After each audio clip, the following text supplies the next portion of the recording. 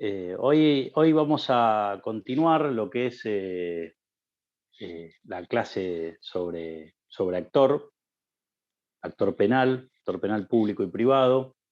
Ayer trabajamos sobre la 13013 y sobre eh, les pasé al final el resumen, que en realidad son los capítulos de la ley y bueno, lo que es la introducción a lo que es la víctima en el proceso penal, con la expropiación, si se quiere, del conflicto en manos del Estado y por eso la víctima pasa a tener al inicio del esquema sistémico de enjuiciamiento penal un rol secundario y con el tiempo fue ganando un rol preponderante y principal.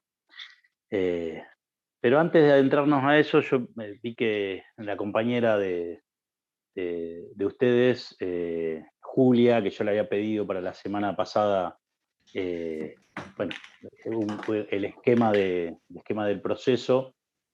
Bueno, me mandó un mensaje por la plataforma de la Facu, diciéndome que hoy no se podía conectar y me mandó el esquema mandó el esquema de proceso que ella había armado. Obviamente se los adelanto a ustedes, después le voy a contestar a ella. No era la idea que me mandaran absolutamente nada, simplemente lo que yo quería era que, o sea, le tocó a Julia como le puede tocar a cualquiera, y en realidad tampoco es una cuestión de que. No quiero que. Me explicó por qué no podía estar hoy en la clase, pero más allá de eso, no quiero que lo tomen como un trabajo personal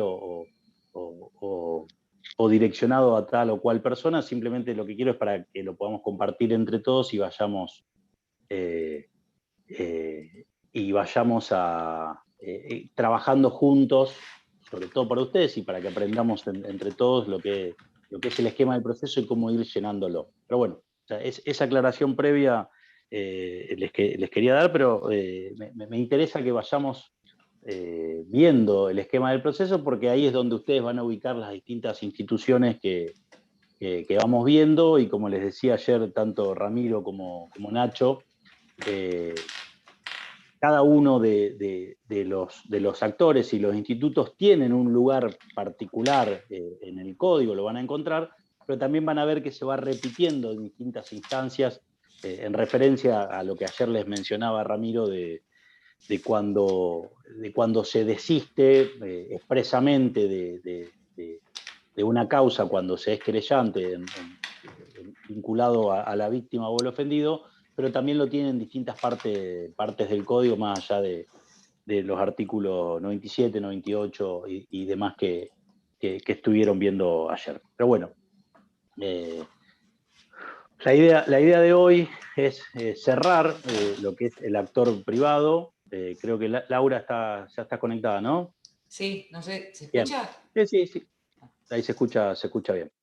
Eh, es cerrar en cuanto a lo que es el capítulo o del instituto del actor privado en el proceso, perdón, el actor penal en el proceso penal, valga la redundancia, en su faceta de actor público y actor privado, el Ministerio Público de la Acusación y del querellante, con las distintas formas de intervención en un proceso penal y con las distintas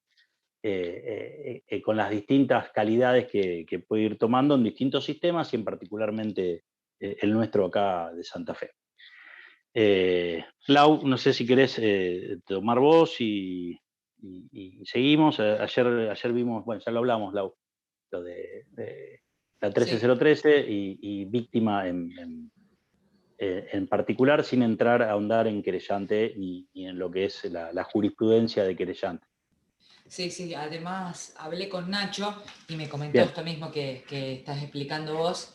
Y también me dijo que además de lo que tenía que ver con el querellante, había quedado también un poco la cuestión de la 13013, que habían visto las cuestiones fundamentales, los principios de actuación y demás, pero que no habían llegado a resolver cuestiones concretas de cómo dirigirse con los distintos, eh, digamos, órganos o jerarquías de la Fiscalía.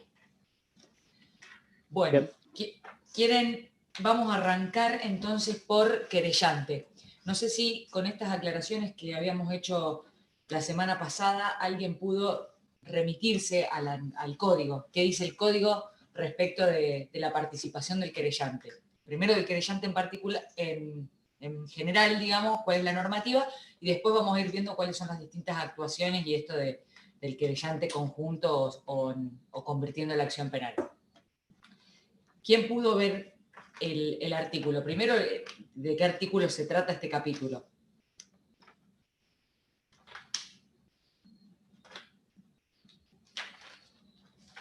¿Alguien que tenga el código? El artículo 93. Bien. Y a modo general, el artículo 93, ¿qué regula? Ya saben, ya les le habían explicado, digamos, todo lo que tiene que ver con la víctima en sentido amplio y demás discusiones. Me dijo Nacho que las habían agotado, así que ahora vamos a trabajar concretamente con el querellante.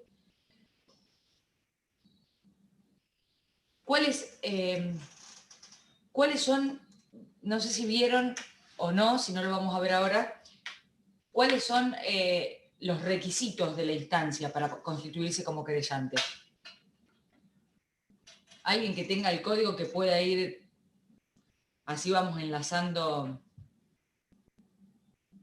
Yo leo si quiere, profe, el 94. Dale, el 94. Primero, antes de eso, primero, ¿quién puede constituirse como querellante?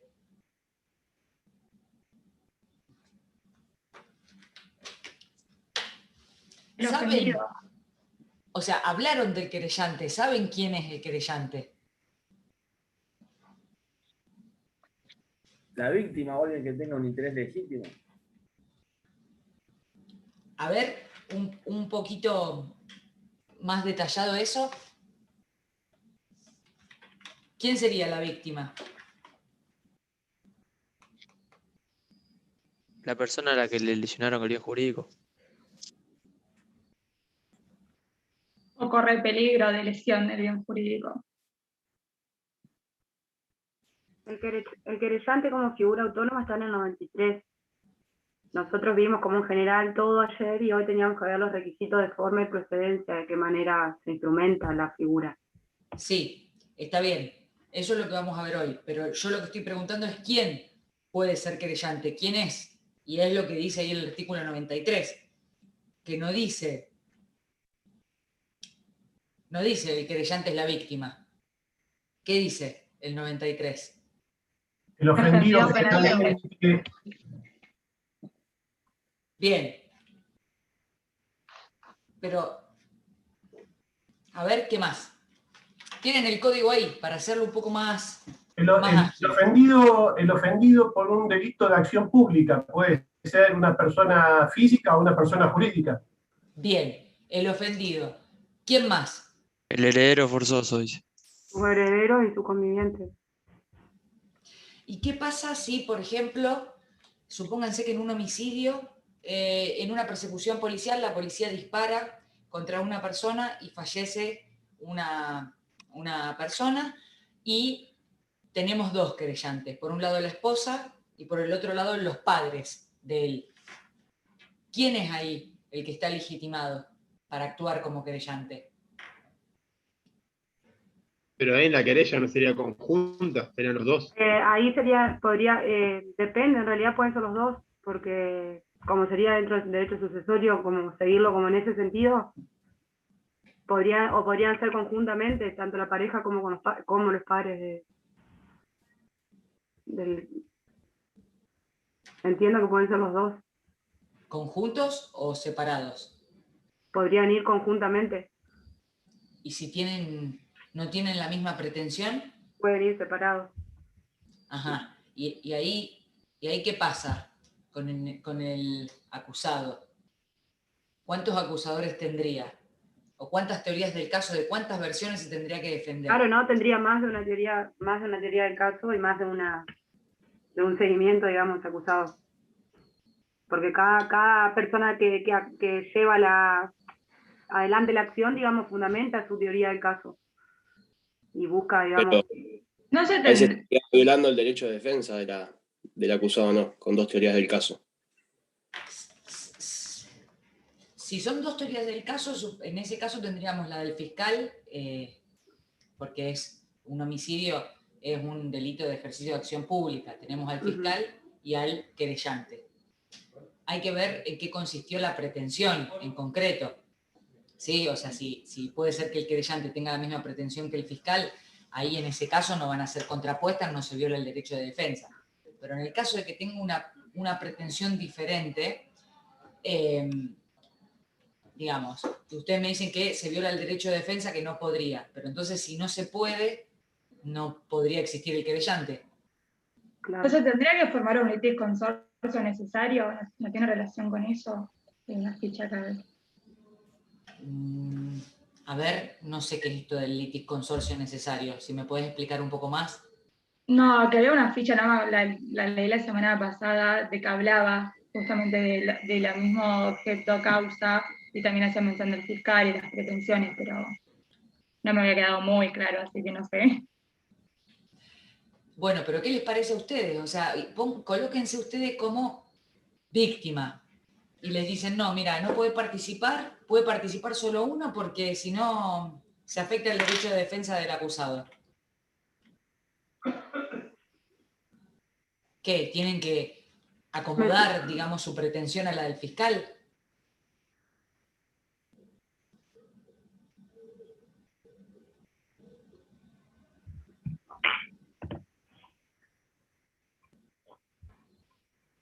Esto es, ¿qué les parece a ustedes? Porque no está, o sea, acá lo que dice el 93 es quiénes pueden legitimar su acción, digamos, quiénes pueden ser querellantes.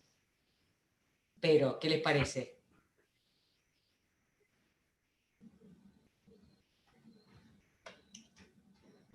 ¿Hay algún otro artículo que regule la situación? Yo creo que no, como que no sería justo si me paro al lado de la víctima, digamos, de poder ser y seguir adelante pero no sé si hay algún artículo que contemple justamente esa situación. Es que va a depender fundamentalmente de qué cosa. Si hay un querellante, si hay dos querellantes en este caso, ¿de qué va a depender? Ustedes son víctimas de un delito. Van y le piden al fiscal ser querellantes. Y el fiscal les dice, bueno, sí, fantástico, son querellantes. Y listo, son querellantes. De que lo admita también el juez o no, la posibilidad. Y el juez dice, sí, vas a ser querellante.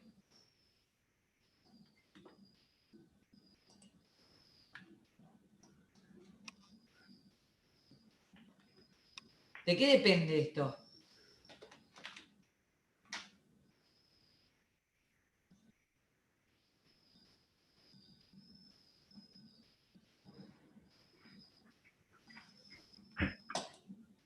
El juez admite, a ver, esto es un proceso, ustedes ya lo vienen viendo en estas clases, un proceso de partes. Todo funciona, digamos, valga la redundancia, en orden a el sistema adversarial y la controversia entre las partes. Si se presenta un querellante y el fiscal no se opone y le corre un traslado a la defensa y la defensa tampoco se opone, ¿qué va a decir el juez? Que está admitido. Sí, que está admitido, claro. Lo mismo si hay dos querellantes. Hay que ver las pretensiones, si son contrapuestas o no, y si el fiscal no tiene oposición, si el fiscal no tiene ninguna oposición para hacer, se le corre traslado a la defensa. Si la defensa no tiene oposición, van a ser admitidos los dos querellantes. Pero si la defensa considera que se está violando el derecho de defensa, que es lo que ustedes me están diciendo, se va a tener que oponer. ¿Cuáles van a ser los motivos? Que se está violando el derecho de defensa. No así en general, se está violando el derecho a una debida defensa, sino que va a tener que explicar cuál es el agravio en concreto y por qué se está violando. Concretamente esto de las dos teorías que veníamos manejando. Y el juez ahí, escuchadas a las partes, va a tener que resolver. O sea que si el fiscal no tiene oposición, puede que incluso la discusión sea entre el querellante o el pretenso querellante y el defensor.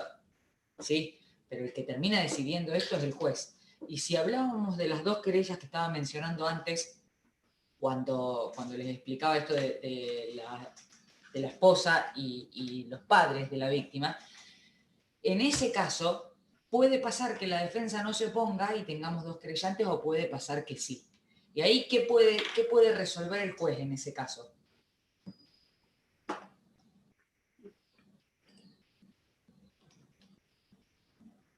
La forma de llevarlo adelante puede ser.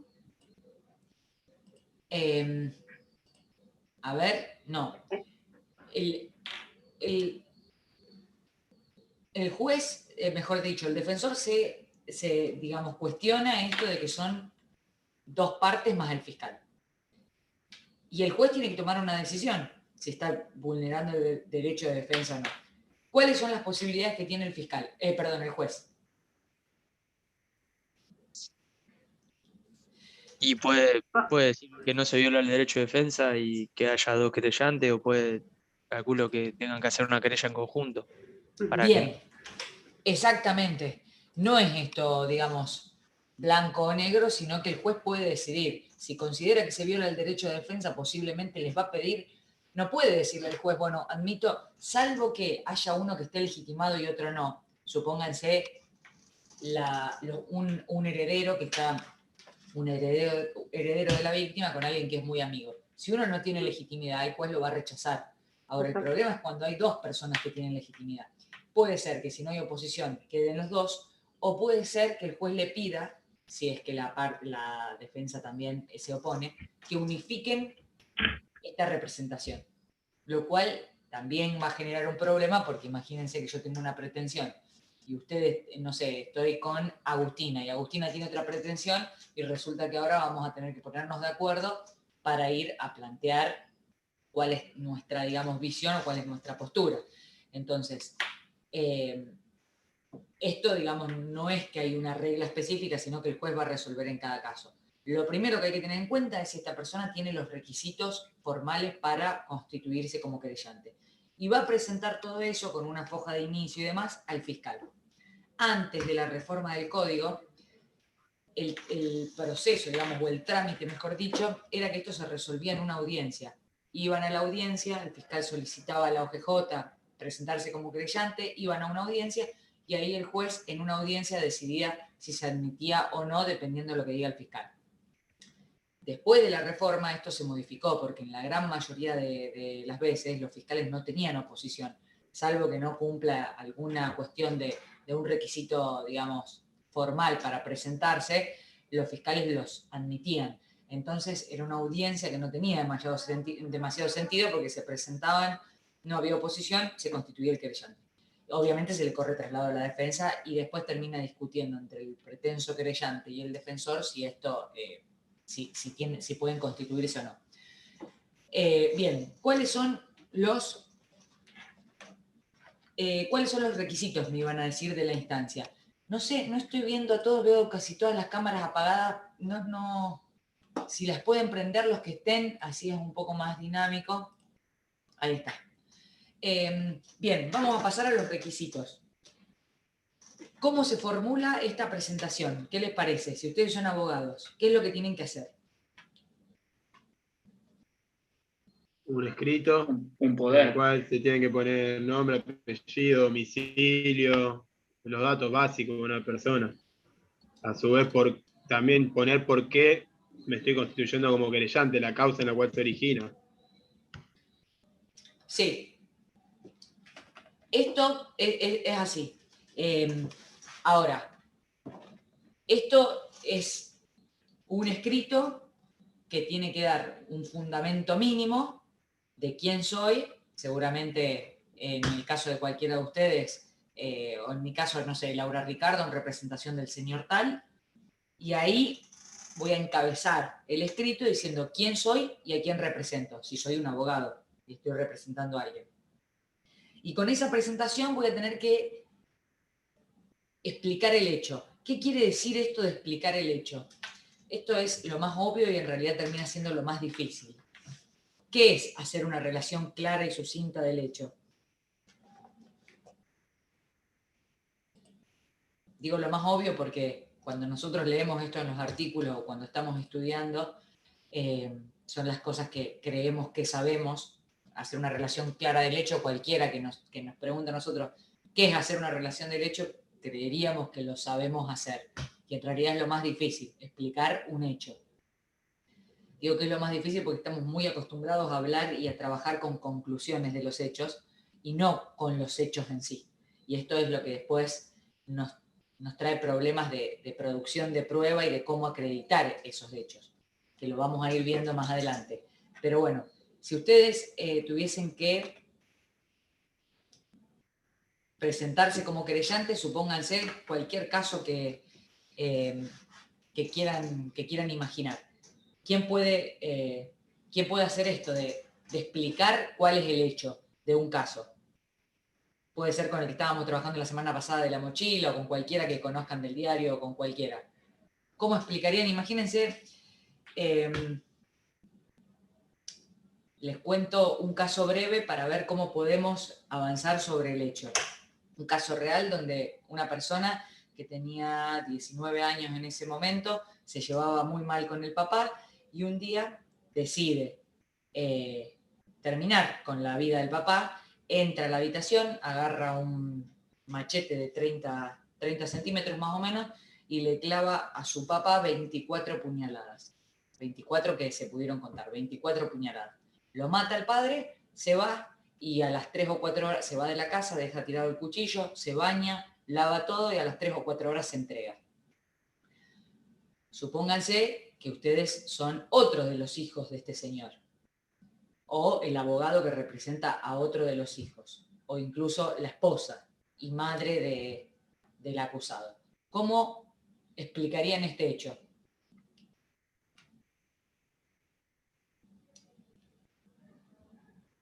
¿A ustedes les parece que lo expliqué al hecho? No, por ahí de la forma más precisa, tanto en tiempo y lugar de lo que fue sucediendo, y también haría por ahí una explicación sobre aquellos hechos que puedo fundamentar y después probar. No voy a poner algo que me pueda llegar a perjudicar si soy querellante. Sí, lo que vos decís es muy importante, pero incluso para etapas posteriores, porque acá vos tenés simplemente es explicar el hecho, pero para constituirte como querellante. No estás ni imputando, ni acusando, ni... Una explicación estratégica me refiero, más que nada. Sí, es lo correcto, es tal cual lo decís. Pero digo, en esta presentación no tengo que explicar todo el caso, sino simplemente cuál es el caso para el cual me constituyo como querellante, qué es lo que pasó. Y después lo que voy a... Profe, en el caso sería, por ejemplo, si yo soy la otra hija, decir, no sé, siendo tal día, a tal hora, ingreso al domicilio donde vive mi padre, no sé si fue en el domicilio el homicidio, y constatar lo que encontré. Tipo, en tal lugar encontré restos de sangre o encontré, relatar lo que vi. Pero puede ser que vos no seas testigo, que sos una persona, sos la otra hija, que tu hermano mató a tu papá, un caso real, lo que les estoy diciendo no es algo que... Y vos sos querellante, pero no sos testigo. Utilizar el término con motivo y explicar los hechos así como vos lo hiciste, profe. Como simple y decir, sí. Perdón, si yo fuese, por ejemplo, la hermana de ese pibe que mató al padre. Sí. Y utilizar, digamos, en el escrito la palabra de que con motivo de, o sea, de que te ves afectada también porque tu hermano mató a tu padre. No sé, la verdad nunca vi un escrito de querella, así que como se resulta re difícil hacerlo en crudo. Es que sí, es que por eso hay que pensar todo cómo lo harían, porque el artículo, como les digo, todos los artículos del Código Procesal a ustedes les va a parecer que lo leen y que es sencillo, pero el problema está en cómo hacemos esas cosas, no el problema. Digamos, lo que ustedes tienen que saber es hacerlo. Que si ustedes salen de la facultad sabiendo que el artículo 94 regula los requisitos de la instancia, que tienen que poner el nombre y el apellido, que tienen que poner el hecho, es lo mismo que no saber nada, porque eso agarran el código y lo van a saber. Lo que ustedes tienen que saber es cómo hacer una presentación de querellante, cómo constituirse, cómo desarrollarse y desempeñarse, digamos, en una audiencia, cómo hacer una presentación, cómo explicar un hecho. Entonces, para eso es esta clase. Por eso no tengan miedo de decir lo que piensan o argumentar o incluso ensayar de cómo lo harían. Porque es la única herramienta que van a tener antes de hacerlo ustedes por sus propios medios. Cuando alguien después vaya, imagínense, cuando vayan, a mí esto siempre, digamos, cuando ustedes ahora, por más que sepan el tema, cuando alguien se presente en el estudio de ustedes, nadie les va a preguntar cuáles son los requisitos para constituirse como querellante. Les van a decir, quiero ser querellante, y ustedes ahí van a tener que saber hacer esto. Entonces, la idea es que traten de ir viendo cómo lo armarían. Lo bueno de este sistema procesal es que no tenemos unas formas rígidas. O sea, es lo que dice el artículo. Explique el hecho. Si ustedes quieren, lo explican de una manera, si quieren, lo explican de otra, con más palabras, menos palabras, pero es explicar el hecho. No voy a tener un requisito de forma, ni de fondo, ni si la hoja es oficio o no. Es como lo quiero presentar, con las formalidades, obviamente, de un escrito dentro de una causa. Formalidades me refiero a que no van a presentar un escrito en color rosa. O sea, las formalidades mínimas que nos desempeñamos con los mismos trabajos de la facultad. Pero lo importante es saber hacerlo. Entonces, una vez que se presentan en el escrito, lo que van a hacer es explicar. Más adelante voy a volver sobre esto del hecho, de cómo explico los hechos, porque esto es algo, como les decía, que siempre pasamos por delante y es lo más importante, porque va a ser el principio de mi teoría del caso. Va a ser qué es lo que yo voy a pretender en todo este proceso. Entonces, además de esa presentación y los hechos, hay que poner el nombre y el nombre del imputado si se conociese y la petición que ser tenido presente como querellante en el proceso. Voy con todos esos papeles, el fiscal me dice si tiene objeción o no, seguramente no va a tener objeción, salvo que no sea alguno de los legitimados para ser querellante, y después se le va a correr traslado a la defensa. En el caso de que haya oposición, vamos a hacer una audiencia. Si no hay oposición, posiblemente el fiscal, al poner que no tiene oposición, bueno, esto no es igual en cámara, pero al poner que no hay oposición y la defensa tampoco, posiblemente quede constituido como querellante. ¿Hasta qué momento?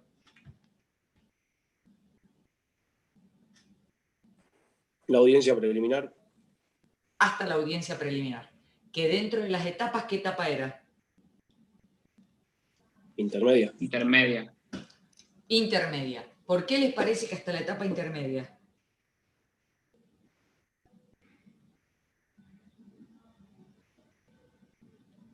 ¿Por qué? A ver si me explicas un poquito más eso.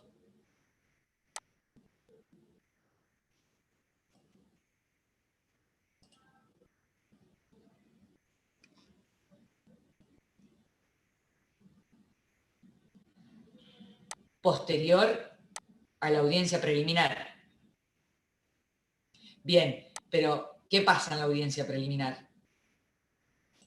Que no puede pasar eso. O sea, ¿se acuerdan cuál era el objetivo de la audiencia preliminar? Que tiene que ver con lo que me estás diciendo. Estoy tratando de ver si encuentro un... ¿Se filtran los hechos probatorios, puede ser? Sí. Que se formule la acusación, puede ser.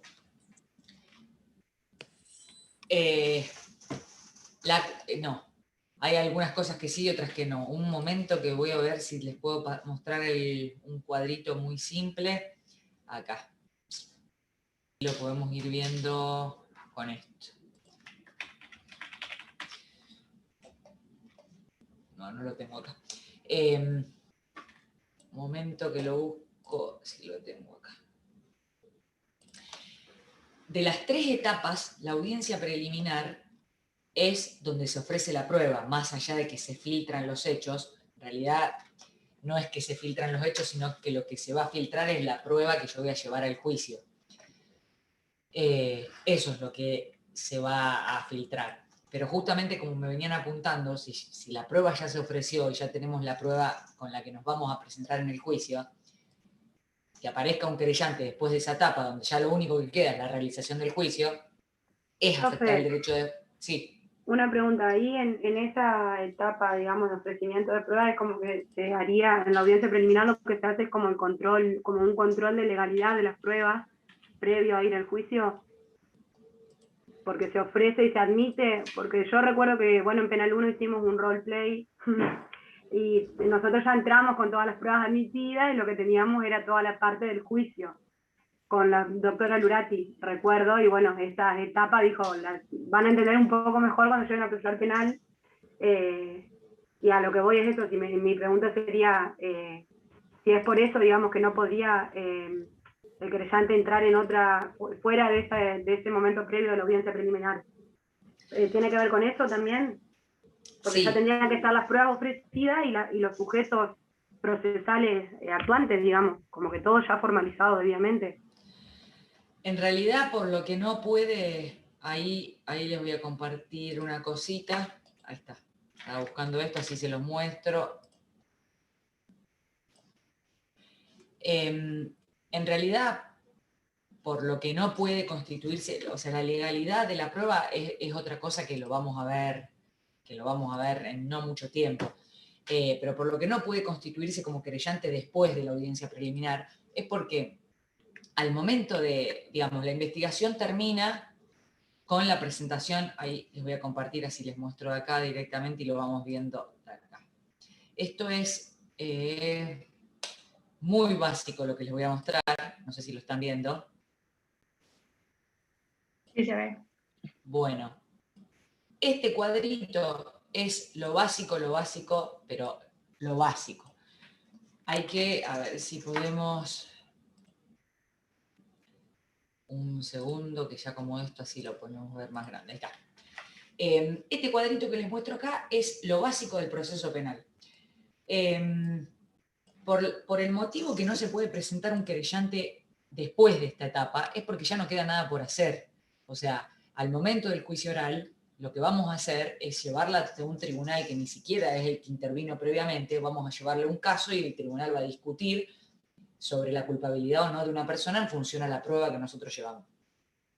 Antes, o sea, y esa es la última etapa que tenemos para ofrecer prueba. Como me decía uno de ustedes, que justo no lo vi porque tenía la pantalla chica, como me decía uno de ustedes, si se permitiese la participación del querellante después de la etapa intermedia, o sea, necesitaríamos abrir un periodo probatorio para incorporar al querellante. O sea, mejor dicho, se incorpora el querellante, tendría que tener un tiempo para ofrecer prueba y a su vez la defensa tendría que tener un tiempo para controlar esa prueba y a su vez la fiscalía también tendría que tener tiempo para ver si sigue ofreciendo prueba o no. Entonces tiene que haber un momento de cierre en donde podamos avanzar con las diferentes etapas.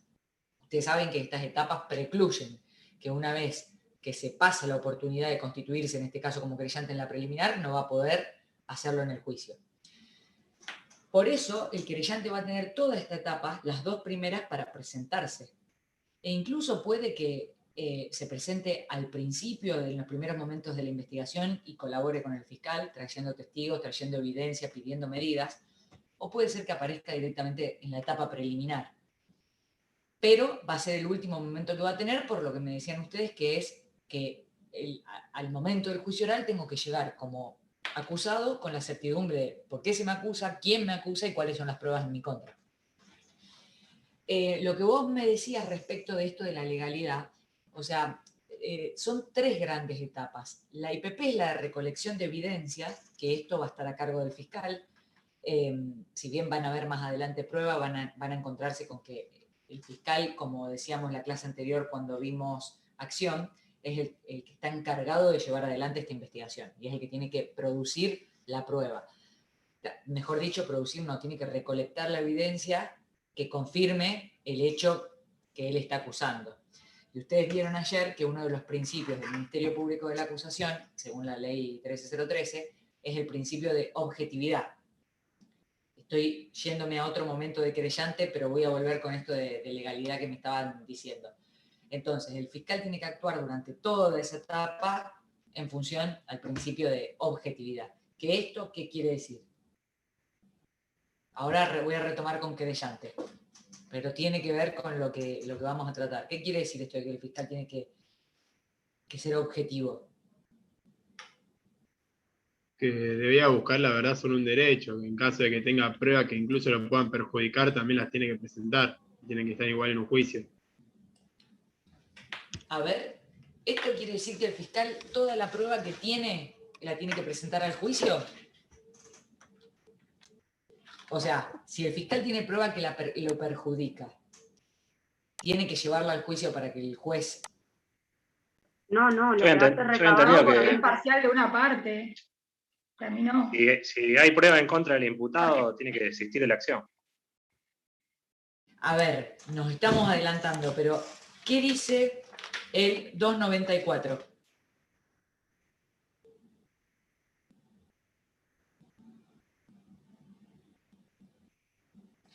Primer párrafo del 294.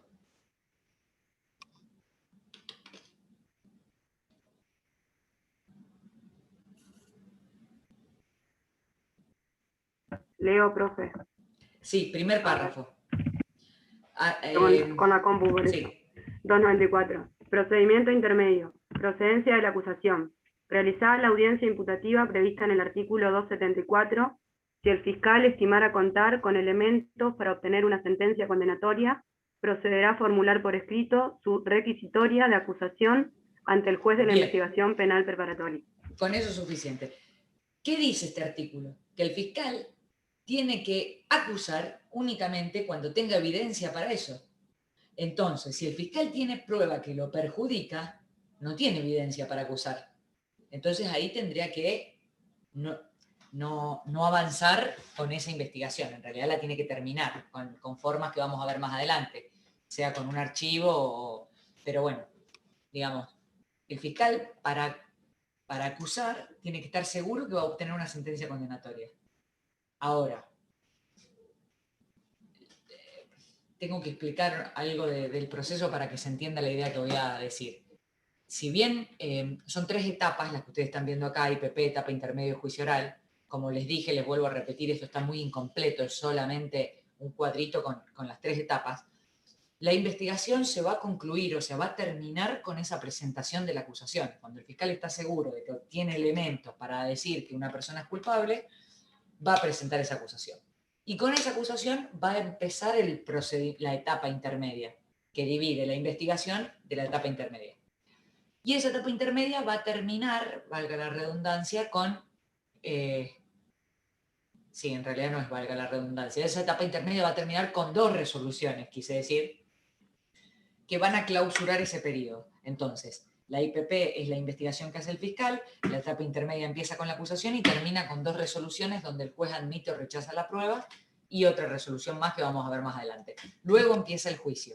Hasta el momento de ofrecimiento de pruebas de esa etapa intermedia se puede presentar el querellante, porque hasta ese momento tiene para esbozar su teoría del caso y presentar la prueba que contra también el acusado, que puede incluso que sea la misma que el fiscal. Ahora, el fiscal, volviendo al principio de objetividad, en esa etapa intermedia, ¿tiene que mostrar toda la prueba que tiene o tiene que ofrecer toda la prueba que tiene para el juicio? No. ¿Qué va a solamente ofrecer? la que le sirva a él para acusar. Exactamente, solamente la que le sirva para acusar. ¿Pero qué significa entonces que tiene que ser objetivo? Que sea parcial de una de las partes, en este caso el imputado. ¿Que sea qué, perdón? Que sea parcial de una de las partes del proceso. Ayer nos explicaron de que a diferencia del juez, el juez tiene que ser imparcial, porque es un tercero, el fiscal no. Que tiene que investigar y acusar, digamos, los hechos sobre los cuales tiene evidencia. Y eso tiene que ver con el principio de congruencia también, digamos, después Sí. final de articular todo lo que planteo, con lo que imputo, lo que acuso, y llegar a una sentencia condenatoria en favor de todo lo que fui diciendo y probando. Sí. Todo eso es correcto. Ahora, ¿qué quiere decir entonces que tengo que ser objetivo?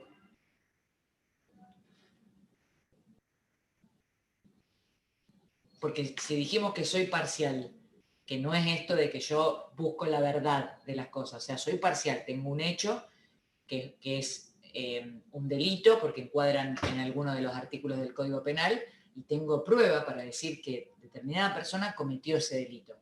Ahora, tengo una prueba también que a mí me perjudica. Me perjudica porque, por ejemplo, yo estoy diciendo que, por ejemplo, en el caso de esta persona que mata al papá, estoy diciendo que él quiso ocultar la investigación, que quiso ocultar lo que había hecho, que por eso se bañó, que se cambió, que limpió todo, que se deshizo del machete y recién después se entregó. Y en realidad tengo un llamado mejor dicho, tengo un informe del 911 en donde tengo 5 llamados de él al 911. Y lo tengo porque lo recolecté durante la investigación, donde él, supónganse, que se entregó a las 4 de la tarde, la hora de la muerte, perdón, las 4 de la mañana, la hora de la muerte es, el médico forense dice que alrededor de la 1 de la mañana, y tengo a la 1:10, 5 llamados al 911. Pero justamente mi teoría del caso es que él se quiso limpiar toda la escena para desvincularse. O para decir que fue otra persona, o para decir que él no sabe lo que pasó ahí. ¿Qué pasa con esos audios del 911? ¿Los tengo que ofrecer como prueba? No, en ese caso sería, si la defensa toma eso, desacredita totalmente la visión o ¿cómo sería? El planteo teórico del caso del fiscal. Por eso, pero eso lo tengo en mi legajo, en mi investigación.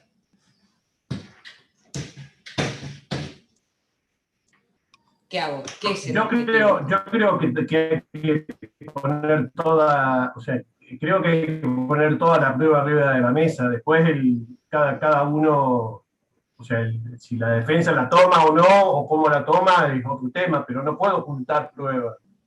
Bien, es lo que dice Gabriel. Ser objetivo es que yo tengo que mostrar toda la evidencia que tengo. No puedo esconder la prueba, porque el fiscal cometería un delito si hace eso. Entonces, ser objetivo es que todo lo que recolectó durante la investigación, como decía Gabriel, está a disposición. Ahora, eso no quiere decir que yo estoy obligado a ofrecerlo como prueba, porque va en contra de lo que yo estoy sosteniendo. Pero sí tiene que estar a disposición por si el querellante o la defensa o quien sea quiere servirse de esa prueba. Que obviamente para servirse de esa prueba va a tener que ofrecerla también. Pero es como decía Gabriel.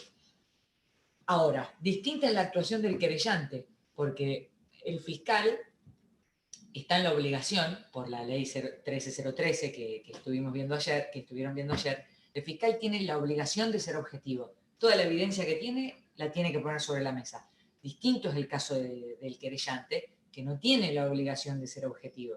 Todo lo contrario, si él encuentra una prueba que desincrimina a la persona, no tiene por qué mostrarla, o si encuentra una prueba que disminuye la responsabilidad, no tiene por qué mostrarla ni entregarla a nadie. Pero todos tienen que entregar aquella prueba que van a ofrecer, o sea, aquella evidencia que necesitan para el juicio. La investigación, la única que va a estar a disposición de todos es la del fiscal. ¿Por qué? Por el principio de objetividad y porque no puede esconder evidencia. Los otros tienen un interés particular y son parciales, lo mismo que la defensa. Si la defensa en su investigación encontrase una prueba que incrimina a su defendido, no tiene la obligación de mostrársela al fiscal. Todo lo contrario, si se la muestra estaría siendo negligente, porque él lo que tiene que hacer es servirse de la prueba que en mejor situación coloque a su acusado, al acusado. Lo vamos a completar un poco más la semana que viene porque depende de otras cosas también, pero a lo que voy es que solamente el fiscal tiene este deber de ser objetivo, y que ser objetivo es mostrar todo, pero no ofrecer todo, sino ofrecer lo que necesita para probar su caso. Bien. Profe, disculpe una cosa. Sí. No me queda claro si la obligación es de no esconder o de mostrar. No. La obligación, a ver si me ayudan a pensar esto. Vos sos defensor y, mejor dicho, vos sos el fiscal del caso. Tenés todo un legajo fiscal, tenés toda una investigación hecha contra una persona. Vos, ¿creés que cada vez que consigas un elemento de tu causa tenés que llamarme a mí, defensa, para que yo vaya a ver? No. Tienen que estar a disposición, pero no es a disposición. Exactamente, a disposición es que vos todo lo que investigás lo tenés que registrar en el legajo. Registrar es sin ninguna formalidad. Es compilar, estoy viendo si tengo para mostrarles.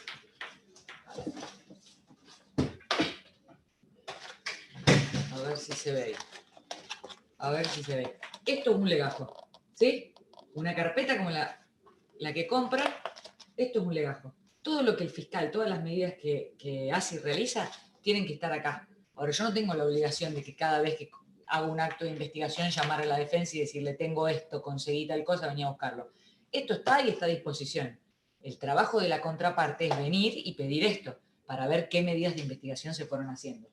El legajo del querellante puede que nunca lo vea ni el fiscal ni el defensor. Lo mismo el legajo de la defensa, no lo vemos. Lo que tenemos que ver es la prueba que se ofrece, porque la prueba que se ofrece se va a producir en el juicio, pero no en la investigación. A diferencia, y si esa prueba que está registrada te puede jugar un poco en contra, ya está registrada y vos no podés quedar ahí. Si el defensor la toma o no, después es cuestión de ellos. Sí, yo creo que lo pienso. Yo tampoco puedo hacer que llegó este informe que es perjudicial porque justamente limita responsabilidad del acusado. Yo no puedo hacer esto y guardarlo en otro lado, tirarlo, porque esto es un delito. O sea, esto tiene que estar en el legajo. Y en su caso tendré que tomar la decisión si avanzo igual, si voy por un delito menor o hasta dónde me perjudica eso.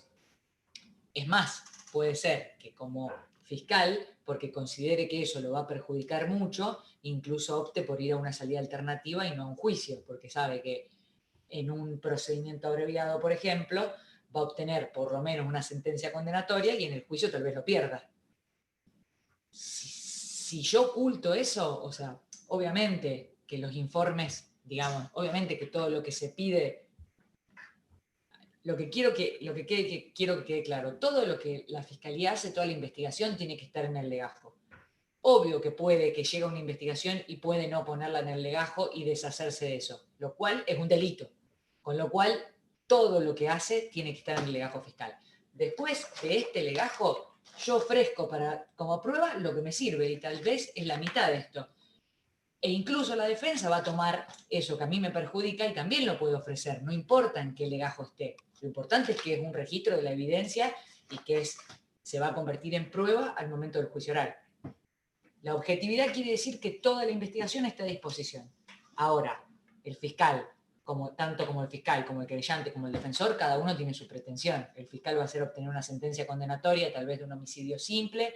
La querella, que es la hermana, va a considerar que es un homicidio calificado porque va a tratar de probar la alevosía y de todo, digamos, la indefensión del padre para obtener una sentencia perpetua. Y el defensor a lo mejor va a decir que es inimputable. Todos vamos a tener un interés de qué es lo que tenemos que probar. Ahora, el único que tiene el deber de ser objetivo y mostrar todo es el fiscal. Bien, yendo con esto que nos estamos metiendo con el tema de la prueba, para el fiscal, como digamos, es mucho más fácil, si se quiere, conseguir todas las medidas de investigación, porque justamente es su obligación investigar en cada causa.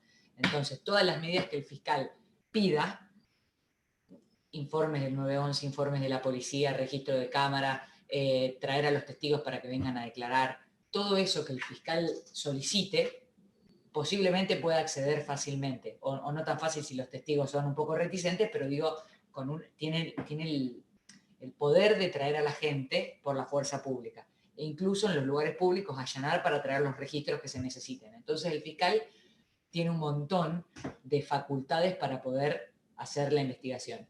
Ahora, la querella y no se encuentra en esa misma situación. ¿Por qué? Porque querellantes van a ser ustedes.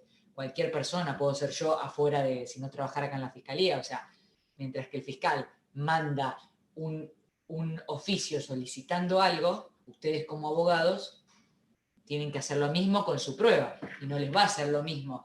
Imagínense en un sanatorio, quieren una historia clínica. No es lo mismo que venga un pedido de parte del Ministerio Público de la Acusación que venga de Marco Juárez, abogado. Entonces, el querellante puede pedirle ayuda al fiscal para que el fiscal le tramite esas medidas de prueba que necesita. Puede ser que lo hayan intentado y no les dieron bolilla, o puede ser que ni siquiera lo intentaron y vienen y le dicen al fiscal, necesito todas estas medidas de prueba para poder avanzar con esto. Y ahí el fiscal va a decidir o no, si las hace o no las hace. Y si no las hace, ¿qué les parece que va a pasar con el querellante? Vienen ustedes y acá decimos no vamos a producir esa evidencia, no voy a citar a los testigos, no voy a llamar. ¿Qué pueden hacer ustedes? Se lo pide al juez. No, el juez no es parte de todo esto, salvo que hayas convertido la acción y seas un querellante privado. En ese caso, en el querellante privado, o de ejercicio o porque convertiste o porque vas por el delito de injurias, no hay fiscal. O sea, el que va adelante con el delito va a ser el querellante. Entonces, en ese caso, donde está el querellante y la defensa, ahí sí el querellante va a tener que solicitarle las medidas a la Oficina de Gestión Judicial para que le puedan realizar estas medidas de prueba. Y ese juez, obviamente, el juez que disponga esas medidas no va a poder participar después de ese juicio, porque estaría contaminado de las medidas que produjo el querellante. O sea, ¿se entiende esto de la diferencia cuando el querellante es conjunto y cuando es autónomo? O sea, si estoy trabajando con el fiscal, se las puedo pedir al fiscal, ¿sí? Y el fiscal las puede llevar adelante. Si estoy solo, no se las voy a pedir a ningún fiscal, se las tengo que pedir a la Oficina de Gestión Judicial, porque en el delito de calumnias o injurias no existe el fiscal. Soy yo que voy adelante con el procedimiento. ¿Eso está claro? Bueno, después... Profe, perdón. O sea Sí. que le pido, si participo junto con el fiscal, le pido las pruebas que tiene el fiscal para valerme de esas. No, si vos sos un querellante, digamos, te constituiste como querellante, si sos querellante podés hacer un montón de cosas. O podés usar toda la prueba del fiscal y decir me adhiero a todos los planteos del fiscal, pero igual vos querés ser querellante para hacer después un reclamo civil, o porque querés participar, o porque querés interrogar a los testigos, o porque querés que se te notifique de todo lo que pasa en las audiencias previas. Entonces, vos querés participar. Entonces, puede ser que vos no hagas una investigación aparte y todo lo que hizo el fiscal, vos te sumás a lo que dice. O sea, hacés la misma imputación, hacés la misma acusación, producís la misma prueba, hacés todo como el fiscal. O puede ser que vos tengas una teoría diferente, como por ejemplo en este caso que les decía, que el fiscal acusa por un homicidio simple y ustedes quieren un homicidio calificado, porque entienden que el papá sufrió. Entonces, además de lo que llevo para probar, soy querellante ahora, además de lo que llevo para probar el caso del fiscal, porque yo también lo tengo que probar, porque obviamente tengo la misma teoría, pero yo tengo una diferencia, que es el homicidio calificado. Entonces, si yo tengo que probar la alevosía, voy a tener un grupo de prueba que el fiscal no la tiene, que es los médicos que vengan a hablar de cómo, o los médicos o alguien que venga a hablar de que lo mató sobre seguro. Entonces, si mi teoría es diferente, yo tengo que tener prueba que acredite eso diferente a lo del fiscal. Ahora, esa prueba la puedo conseguir solo, fui y entrevisté a la gente y me dieron la entrevista, les tomé una declaración y ningún problema, o puede ser que la gente no quiera venir y que no consiga una historia clínica y que no consiga lo que estoy buscando. Entonces ahí le puedo pedir ayuda al fiscal para que me tramite esas cosas. Es presentarle un escrito y decirle, necesito la declaración del médico tal y del testigo tal, que los trate de contactar y no me dieron bolilla. Y el fiscal ahí lo que va a hacer es pedir esas medidas, pero no para mí, para ayudarme a mí como querellante, porque a mí no me dan bolilla. Lo mismo sucede en el caso de la defensa. No la pública, porque la pública tienen, digamos, lo pueden, no es que lo pueden hacer, lo hacen y les responden, pero el mismo problema tienen las defensas privadas. O sea, mandan pidiendo algo a una institución pública firmada por un abogado y no les dan mucha bolilla. Entonces, lo mismo puede hacer el defensor, recurrir al fiscal para que les tramite esa evidencia, esa prueba que necesitan. Si yo estoy, eso es en cualquier proceso normal. Ahora, en los delitos de ejercicio. ¿Cómo? Una pregunta. Sí. ¿Y si el fiscal no quiere producirlas esas pruebas, la querella qué tiene que hacer? Bueno, ustedes vieron ayer cómo se organiza la fiscalía, ¿no es cierto? Sí, sí. Sí, lo vimos. Bueno, Que habría que ir ante el fiscal general, tendría que ser. No, al fiscal regional. Regional, exactamente. O sea, es como una apelación, pero se apela no al juez sino al fiscal regional. Exactamente, porque con lo que estoy disconforme es con una actuación del fiscal, algo interno entre nosotros, no algo en el proceso con el defensor. Entonces voy a ir al fiscal regional. Lo mismo va a suceder en el caso del querellante. A medida que avancemos en las etapas, vamos a ir volviendo sobre esto, pero lo mismo va a suceder si, por ejemplo, el fiscal decide archivar. Y ahora, Laura, ¿puedo hacer una pregunta? Sí. Porque hay una cosa, antes de seguir avanzando, que no me termina de quedar en claro. O sea, el fiscal investiga, genera sus pruebas. Yo como generante investigo, genero mis pruebas. Esas pruebas, o sea, van todas a una misma, o sea, porque el fiscal no puede ignorar las pruebas que yo estoy generando. ¿Van todas a una misma bolsa o van por separado? ¿Vos como defensor o como querellante dijiste que no escuché? No, como querellante. No, cada uno tiene su prueba, no va a una misma bolsa. Ese es un gran problema, lo que vos preguntás es un gran pero problema. eso es lo que yo no entiendo. ¿Cómo el fiscal va a estar litigando y tiene, o sea, yo tengo una prueba que es, o sea, que es condenatoria, y para qué va a trabajar el fiscal si yo le digo, escuchame, tomá, acá tenés la prueba, se terminó el asunto?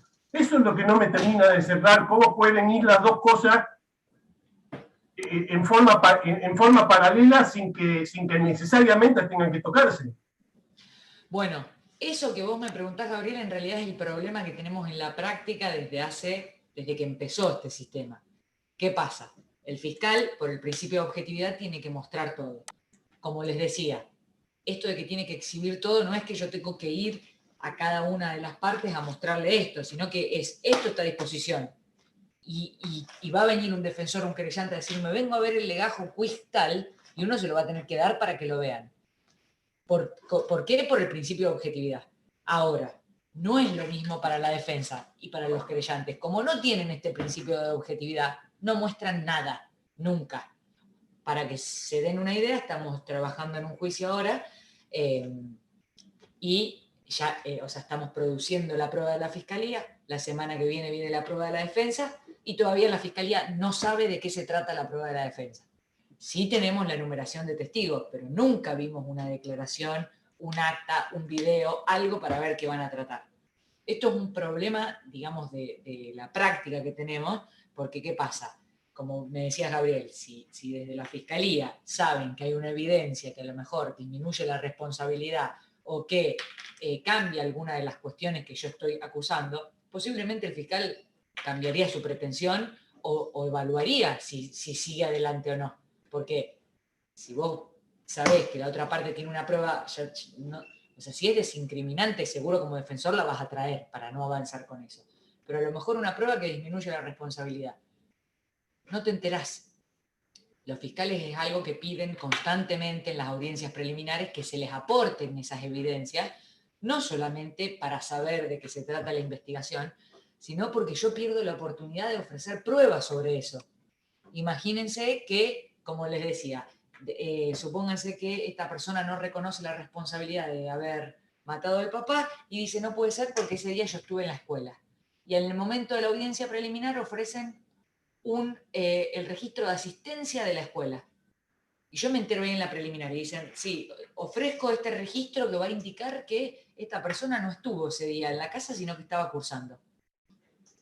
Al enterarme en la preliminar, la fiscalía pierde la oportunidad de llamar a otro testigo, que es, por ejemplo, el preceptor, y decirle, a ver, acá hay un registro que está este tipo que dice que fue a la escuela. ¿Vino realmente? ¿O firmaron y no vino? ¿O no firmó él? ¿O qué pasó? Entonces, es muy importante conocer la evidencia antes, pero lamentablemente lo que pasa en la práctica es que el fiscal es el que avanza, obviamente, porque es el que tiene que avanzar con el caso, y la defensa empieza a trabajar en función de la prueba que generó la fiscalía. No es que trabajan a la par, sino que por lo general, no digo que esté bien, es lo que pasa. Pero de hecho para mí no está bien, pero lo que pasa es que el defensor espera. Yo ahora en este caso en rol de defensor me avisaron porque a mi cliente se lo imputaron, presentan la acusación, me pongo a ver la prueba y a partir de ahí empiezo a construir un caso. Y digo, tienen este testigo, bueno, voy a ir por acá. ¿Se entiende? Entonces, puede ser que vos como fiscal o como querellante no te enteres durante la investigación de lo que están produciendo los otros, salvo que tengan una prueba desincriminante que ahí te la traen, porque o para firmar un abreviado o para alguna salida alternativa te traen la evidencia antes como para no llegar hasta juicio si sabés que tenés evidencia como para no llegar hasta ahí. No sé si se entendió o seguís con la duda. Y en esa audiencia preliminar, si el fiscal no pudo preparar Perdón. bien su... No veo quién me está hablando. Ahí estamos, Victoria. Primero le quería preguntar a Gabriel si respondía la pregunta o quedó confuso. No, lo que pasa es que sí, entiendo lo que me decís. Lo que pasa es que por ahí no me expliqué yo con la pregunta. Yo hablaba no hablaba del defensor, hablaba del querellante. Digo, fiscal y querellante producen prueba. Sí. El fiscal no puede ignorar, o sea, no puede ignorar la prueba que produzca el querellante. No, eso sí. Ahí, como trabajan conjuntamente, el querellante te va diciendo, vos imagínate que sos el fiscal, o sea, y vos avanzás con el ejercicio de la acción, una etapa, la otra. Yo te voy avisando, te digo, mira, tengo un testigo que va a hablar de esto, conseguí, no sé, un médico por tal cosa, o sea, trabajan más. Bueno, pero eso es justamente lo que te preguntaba, o sea, todas las pruebas van, yo por ahí hablo muy coloquialmente, ¿van a la misma bolsa o son como dos expedientes diferentes? Son dos expedientes diferentes. Lo que pasa es que tienen que partir de la base de que no hay expediente en realidad, digamos, la investigación es informal. Cada uno lo va a registrar, o sea, no hay una formalidad en las investigaciones, sino que incluso el fiscal, la evidencia puede ser un mail que le llegó y no está en el legajo, pero me dice el querellante, te llegó el informe de la telefonía y uno le manda el mail. O sea, es informal. Entonces puede ser que ni siquiera el querellante registre las entrevistas, que hable por teléfono con la gente y después lo cite directamente al juicio. Y vamos a hablar en etapas posteriores de todos los problemas que trae esto, ¿no?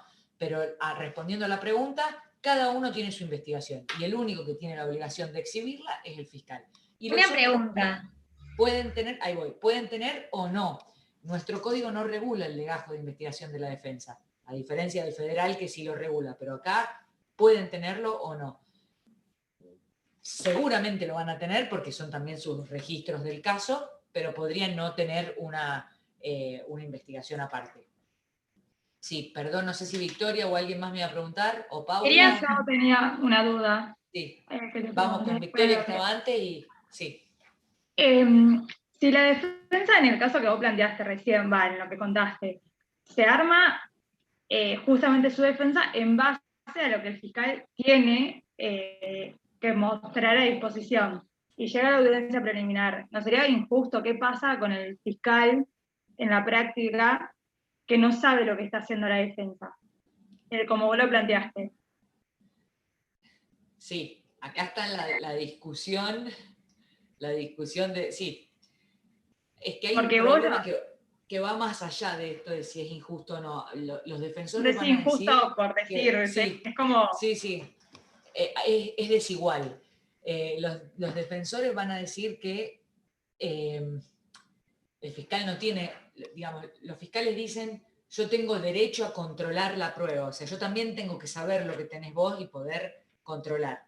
Los defensores dicen, no, el fiscal no tiene derechos a controlar. Y en un punto es cierto, no es que el fiscal tiene un derecho a controlar, pero ¿de dónde surge esto de controlar la prueba? De lo que vieron en la primera semana. Principios del sistema adversarial y acusatorio, artículo 3. O sea, el artículo 3 y el 132, fundamentales para el ejercicio de la profesión, el artículo 3 es bien claro, dice, artículo 3, durante el proceso se observarán los principios de oralidad, publicidad, contradicción, concentración, inmediatez, simplicidad y celeridad. Si yo no sé lo que la otra parte tiene, poco voy a poder controlar. Y muchas veces se cree que desde el lado de la defensa, que si yo no le exhibo, no todos, pero que si no exhiben esa investigación que tienen a la fiscalía, o sea, como que conviene dejarlo todo para el final y sorprenderlos a lo último. Y en realidad esto es perjudicial, porque al momento del juicio seguramente la fiscalía va a hacer preguntas en función a cuándo surge esa evidencia tan importante. O sea, si uno tiene un testimonio que desincrimina a su cliente, ¿que vas a esperar hasta el momento del juicio 3 años después para llevarla? No. Entonces, todo tiene un costo. Y al juicio, es como que estamos yendo y viniendo en las etapas, pero al juicio uno no va a conocer la verdad. Uno va a probar su versión de los hechos. Y la versión de los hechos que se consiguió como fiscalía, como defensa, tal vez no es la versión real del hecho, es la versión que pude probar. A lo mejor el fiscal también cree que esta persona mató al papá en un homicidio calificado, pero no tiene evidencia, el fiscal considera que no tiene evidencia para mostrar esta alevosía y considera que no lo va a poder probar. Y tiene un artículo, que es el 294, que es el que leyeron ustedes, que lo obliga a acusar cuando tiene elementos. Y no tiene elementos para probar la alevosía. Entonces, el fiscal acusa por un homicidio simple. ¿Es la verdad de lo que él cree que pasó? No, él cree que lo mató por un calificado, pero no tiene pruebas para eso. Entonces, el juicio es un escenario en donde vamos a probar versiones. La versión de la fiscalía y la versión de la defensa. Si yo, como defensa, tengo evidencia que prueba mi versión, tengo que mostrarla lo antes que la tengo, pero por una cuestión de credibilidad. Nadie va a creer que el día antes del juicio aparezca un testigo que confiese todo de que su defendido no era o no estaba. Entonces, hacer eso de esconder la evidencia y no presentarla hasta el final, me termina perjudicando. Paula, creo que ibas a preguntar algo. Sí, yo quería hacer una consulta, algo que tenía que ver con lo que había dicho Gabriel, con el tema de las pruebas la evidencia que recopila la querella. En ese caso, si la querella se lo da a conocer al fiscal, el fiscal tiene que ponerlo al conocimiento tanto también de la defensa, ¿o no? No, en ese caso no. Investigación. No, a ver, hay un momento, que es lo que yo les decía en esta línea muy básica, hay un momento que es el ofrecimiento de pruebas, en esta etapa intermedia, la Fiscalía va a conocer la lista de testigos ofrecida por la querella y por la defensa. Y la defensa va a conocer ahí los testigos de la Fiscalía y de la querella. Porque puede que la defensa conozca todo el legajo del fiscal, pero no sepa cuáles va a ofrecer. Y a lo mejor el defensor esperaba que el fiscal ofrezca X prueba y el fiscal no la ofreció. Entonces, en esta etapa se va a conocer qué es lo que vamos a trabajar en el juicio. Y la defensa no es que, la querella no es que le tiene que ir reportando al fiscal. Puede que la querella ni siquiera le diga al fiscal que tiene cierta cantidad de testimonio. Obviamente no es lo conveniente, porque se supone que los dos están tratando de probar un mismo hecho, más allá de las diferencias que pueda haber en el caso. Pero puede ser que el querellante vaya con su investigación, no le comunique nada al fiscal y lleguen todos a la etapa intermedia y ahí ofrezcan la prueba cada uno de la investigación que tiene.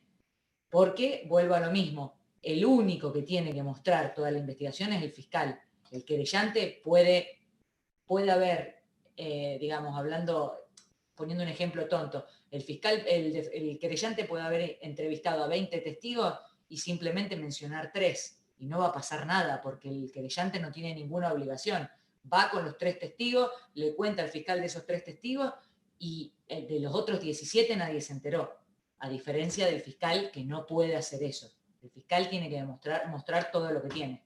Pero no es que el querellante le tiene que mostrar al fiscal o pedirle un permiso. Es lo conveniente de que si están de acuerdo en la misma teoría, tal vez conversen de cómo presentar la prueba, qué testigos ofrecemos y a qué no. Pero no es ahora, en la práctica, ¿es común que haya querellantes?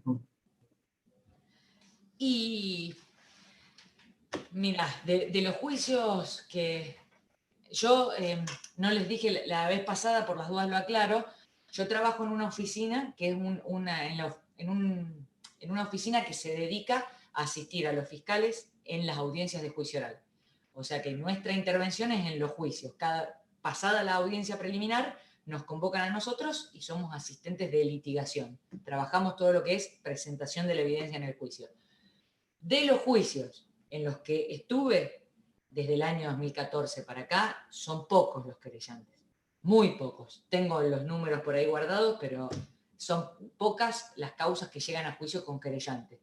Pero hablo de los juicios. Del resto de las causas no te podría decir si son muchas o pocas, pero no es lo más común. Y no, también ustedes saben que hay un centro, bueno, no sé si saben, por las dudas se los digo, un centro de asistencia judicial, que son personas que asisten a víctimas. Lo hablamos ayer en la web.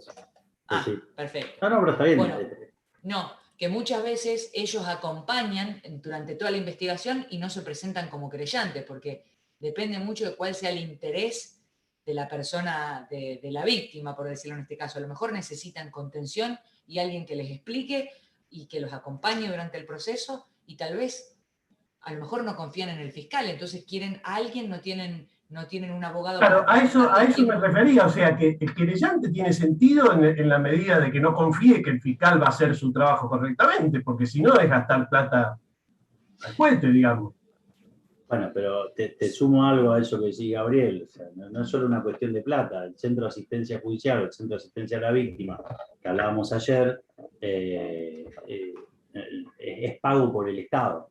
Pero bueno, o sea, respondiendo también un poco a las preguntas que hacían, no es común, pero se da muchas veces, por ejemplo, en casos de homicidio. Recientemente ha habido una sentencia de la Corte Suprema de Justicia de la provincia que dio vuelta un fallo de primera y segunda instancia, mandando a hacer un nuevo juicio, donde la Corte Suprema tomó en cuenta lo que planteó la querella, en cuanto a lo que era, no una absolución, pero sí era una condena por un delito, por un tipo de delito, una forma de comisión de delito más leve en cuanto a la pena a la que se arribó, la condena, y modificó ese criterio, lo cual no es usual, pero sí existe, y el querellante obviamente, como bien diciendo, trae esa posición alterna a lo que hace la Fiscalía.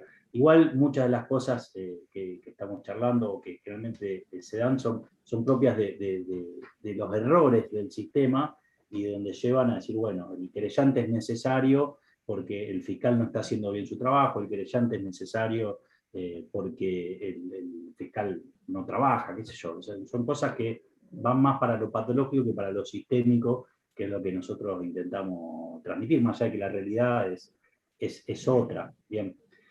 Y después hay ciertos casos en los cuales el querellante es necesario, lo digo en esos términos, por la especificidad que tiene el tema. O sea, ustedes me preguntan, en materia tributaria, bueno, realmente la AFIP a nivel nacional, a nivel federal, es la que lleva adelante la causa, y en algún momento acá en la provincia el API lo había empezado a hacer, pero bueno, decayó esa posibilidad porque es muy difícil también llegar a los montos que se necesitan para el sistema provincial, o sea, tener al API como sujeto pasivo del delito en cuanto a los montos. Pero bueno, al margen de eso, son las distintas variantes, más allá de la intervención del querellante, más allá de que la figura esté o no esté, o sea, como decías, Gabriel, una cuestión económica o no, o al revés. O sea, yo no conozco ninguno, Lau, no sé si vos, de casos que hayan convertido la acción y que el fiscal se haya corrido de la causa y quede únicamente el querellante por un delito de acción pública. No conozco ninguno. Sí conozco casos en donde el fiscal, digamos, ha querido o archivar o incluso cerrar por un procedimiento abreviado, y el querellante, digamos, se ha quejado ante el regional, y el regional le ha dicho al fiscal, no, esto no lo cerrás o no archivás, y entonces el fiscal ha tenido que ir a juicio. Entonces no conozco ningún caso que haya quedado solo el querellante por una conversión. Y también para aportar algo más de lo que decía Lisandro, en uno de los casos de este año, creo que fue abril, había un caso de homicidio donde, por ejemplo, la Fiscalía había pedido 19 años y el querellante había trabajado todo el daño que le había causado a la familia y pedía 23 años. O sea, muchas veces pasa eso también con los querellantes, que por ahí abordan la cuestión desde la afectación que les causa a ellos la pérdida de una persona. Y en ese fallo de abril, los jueces condenaron a 23 años. O sea, por superior a lo que había pedido el fiscal. Así que sí, depende del caso. Para lo que decía Gabriel, es como lo decía Lisandro, depende el caso y sobre todo las pretensiones que vos tengas de constituirte o no. Y, digamos, no sabemos los reales motivos por los cuales las personas se constituyen como querellantes, pero van desde no confiar en el fiscal, desconocimiento del tema, porque querés participar del proceso, porque querés estar, digamos, que te notifiquen todo y estar en todos los actos que se generen de eso, o porque justamente te parece que la versión del fiscal no es la adecuada, o la pena es poco con relación al daño que te generó.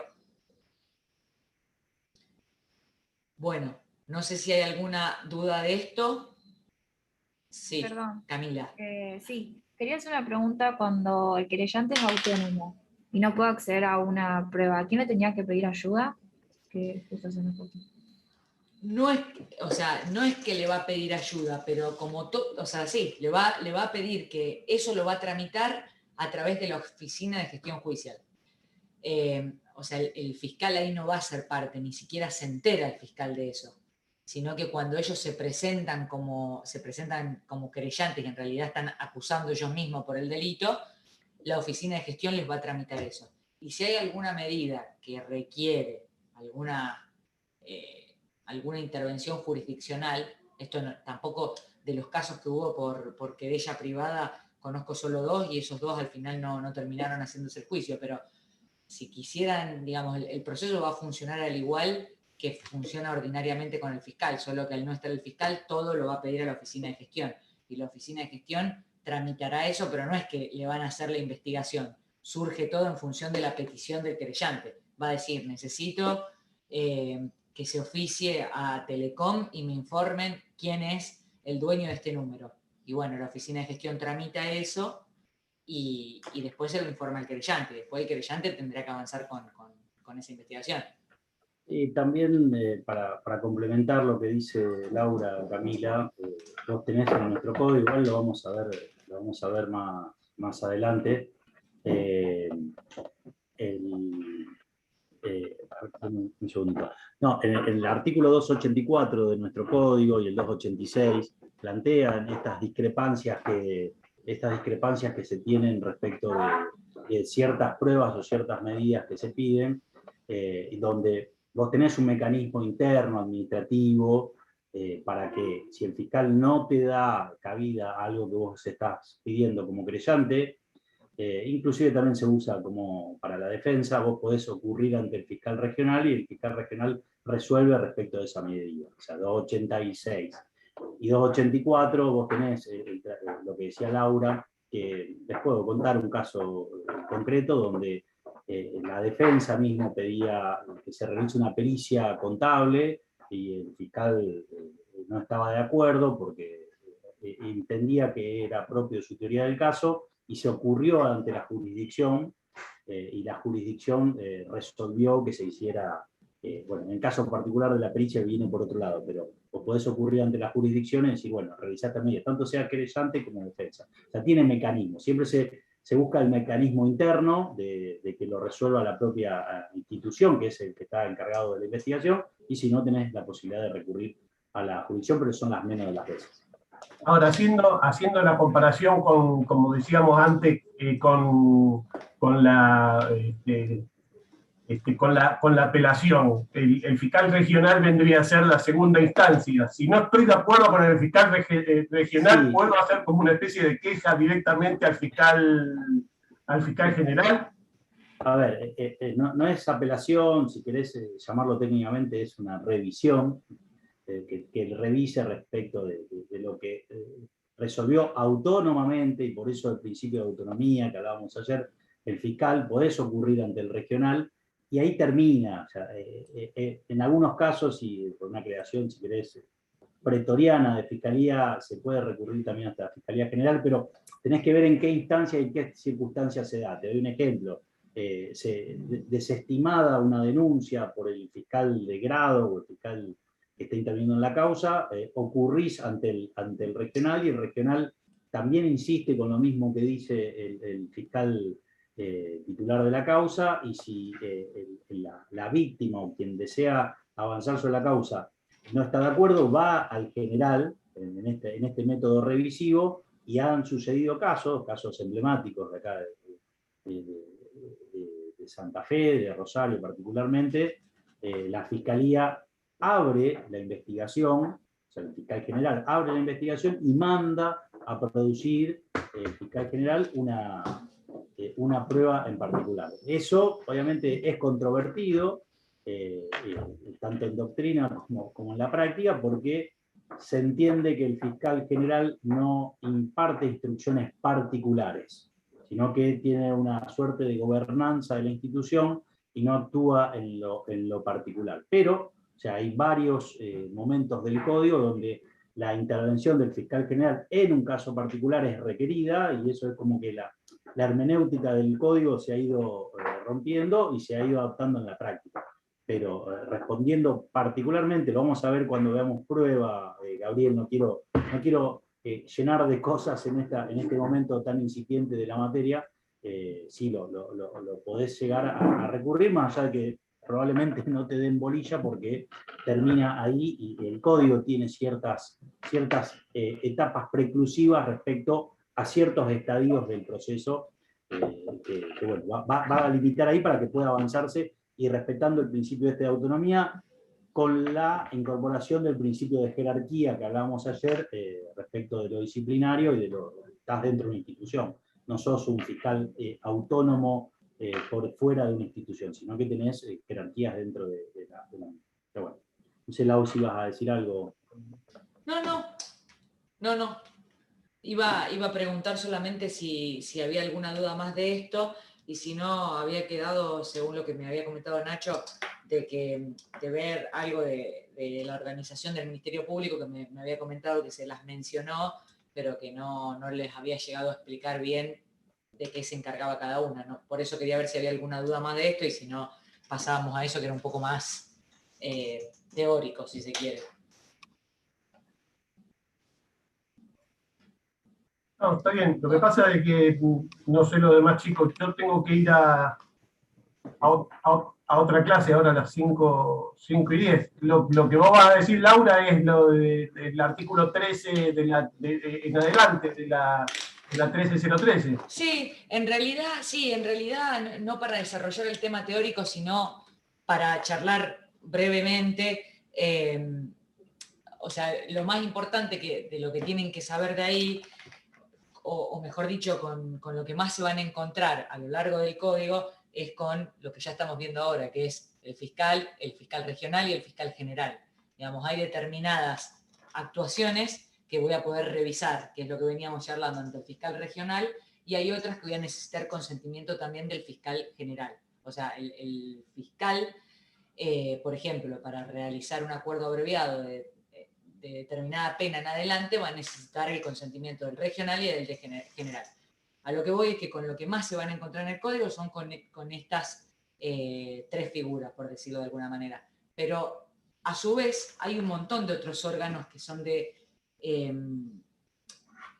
la Fiscalía y también de apoyo a toda la gestión de la Fiscalía, que tienen que ver, por un lado, con todo lo que es la capacitación interna de los fiscales en sí, y también con una auditoría, que son muchos más. Yo estoy diciendo por ahí los que más...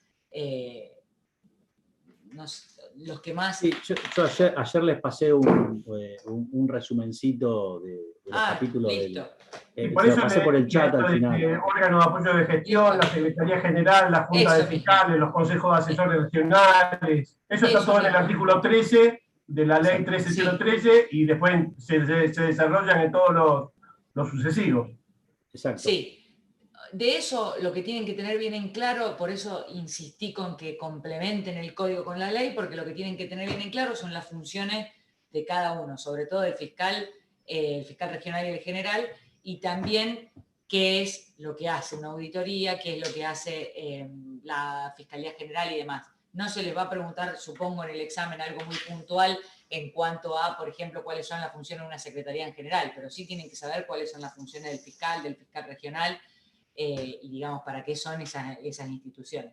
Pero si ya tienen un resumen, cualquier cosa lo vamos viendo en la medida en que lo vayamos mencionando. La pregunta sobre el secretario general o el administrador o el consejo asesor, como decía Gabriel, es para el 10. Sí. Perdón, no escuché.